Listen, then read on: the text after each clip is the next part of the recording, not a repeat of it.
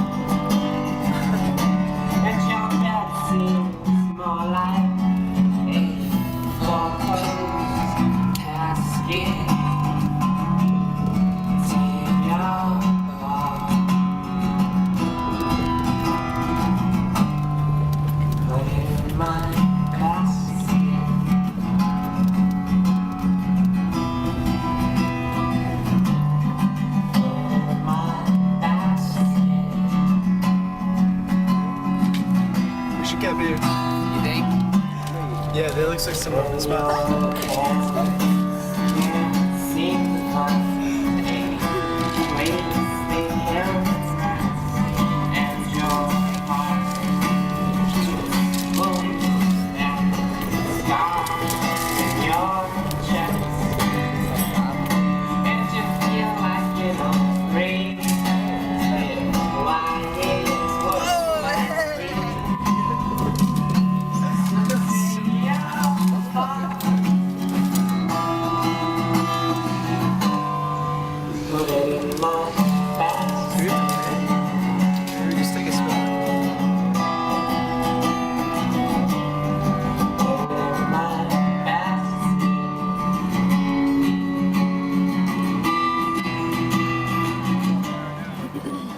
Howdy. Hey, do you have to pay to camp here?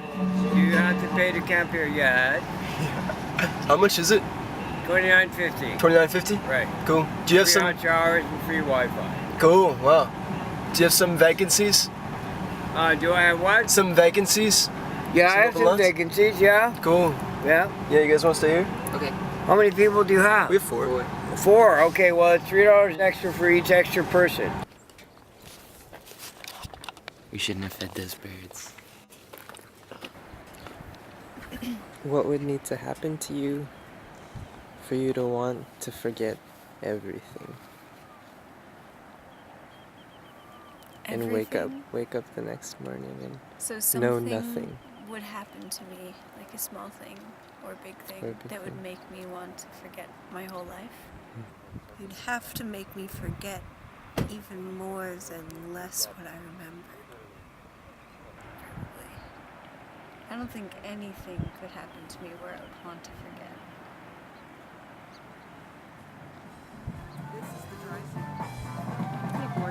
Did you happen to see the whale?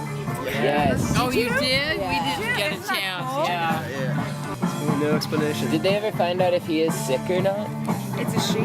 She, sorry. And no, the biologists from Humboldt State University, which is real close to here, they're there and they're doing all the recording and everything. But they've been trying to get it out, back with the baby and stuff. It's just not happening.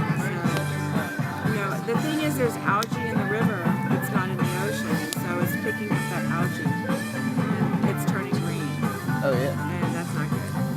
Oh, the whale is turning green? Yeah, the barnacles are usually white, and now they're turning green from the algae in the river. And that could make it sick. Yeah. Yeah. And they don't know if it's eating. They said it's not. It doesn't look like it's losing weight, but there's nothing there for it to really eat. Right. So they're thinking that the whale, the female, the mother still thinks the calf is there somewhere. That it's still in the river, and so it won't go out thinking that the calf is still in the river. She's going around in circles over and over. A little bit about us. Right here. For about 3 weeks now.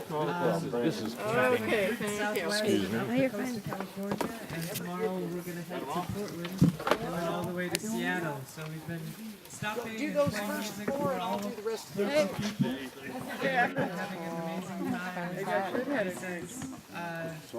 This is part of this one next big adventure. left. Thanks, Douglas. And now, the name of the band is... Honest Abe. Honest Abe! Yeah! Thanks, Douglas. And a little bit about the music we play. We play completely free improvised music, so that means nothing is planned, usually ever. So we approach each performance fresh for a new audience in a new space. So this performance is going to be unique to you and to these trees and to this campsite, and will never be repeated again. Yeah! So, thanks for having us. All right. So who's Robert?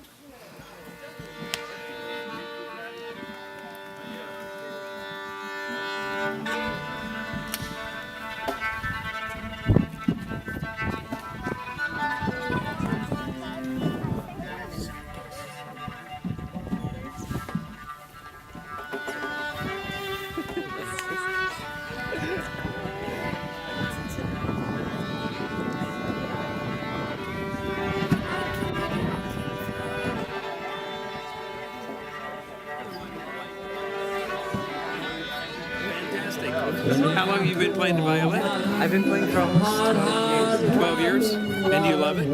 Are you practicing all the time? Yeah, depends on my living situation. Now that we're traveling a lot, it's hard to practice all the time because there's lots of driving and setting up and sleeping and that sort of thing. Yeah, there's a lot to do. You stay busy out here, don't you? Well, how about you? What's your name? My name's Adam. Adam, what's your last name? Peterson. Peterson. And you played, I'm sorry. Yeah, I played the gym day. It's an effort. Oh, yeah. And tell me about that. I was going to ask you, because I know about conga. My daughter took conga lessons. And prior to me watching her take conga lessons from a teacher that really knew it, I always thought it was just banging something. But there's an art form there, isn't there? I'm finding with the gym day. You turn around and look at the camera, she won't yell at me so much. Me and the dog was hungry. Which is traditionally a communal instrument or a group instrument. I'm finding ways to develop it so that it's a solo instrument. And finding ways to working into the traditional violin and cello sound, the classical sound. What is your name? Brody Johnson. Brody Johnson. And you played the cello? Yes. Yeah. How long have you been playing the cello? Going on 12 years. So do you sleep with the cello in the tent at night, or? No, we've been locking it in the car, and I think that's why I've been having some bad dreams. So. Yeah. Maybe not treating your cello like you should be treating it. I mean, we miss each other. We needed some space. Yeah. Yeah. We miss each other. You can go forever with the cello. You'll never really reach the end of what its possibilities are, will you? Never. I mean, I think that's true for any instrument, but for me, the cello is the one that I choose to do that with. Everything I have and I own. That bear opens the cooler, drinks all my beer, both my cigarettes and won't leave me alone. Well, darn that bear and darn that raccoon. I hope I never see each one of them soon. I'm doing the best I can to keep away from the dark side of the moon. Tell us, what did Willie say? Well, at first I said, oh, this is a very dark and mysterious place. And then he said, well, it's the land of the Bigfoot and the little people. And I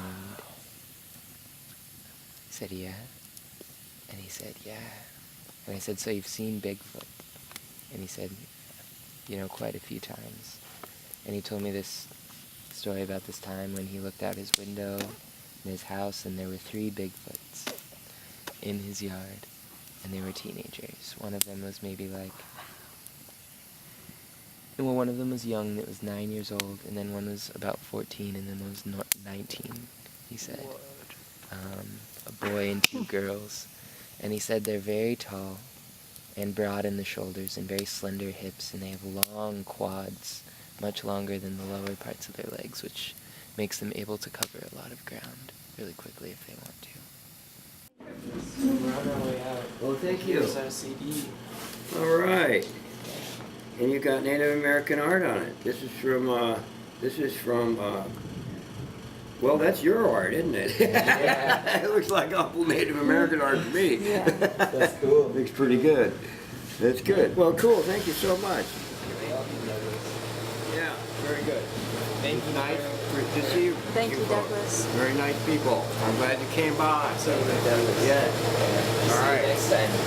Okay. And you said you have a lost and found here? I never actually. But then you see humans migrating into new environments, into desert lands, into jungles, into the ice age tundra of Siberia. Tough environment. Into the Americas, into Australasia. Each migration involved learning new ways of exploiting the environment, new ways of dealing with their surroundings. Then 10,000 years ago, exploiting a sudden change in global climates with the end of the last ice age, humans learned to farm.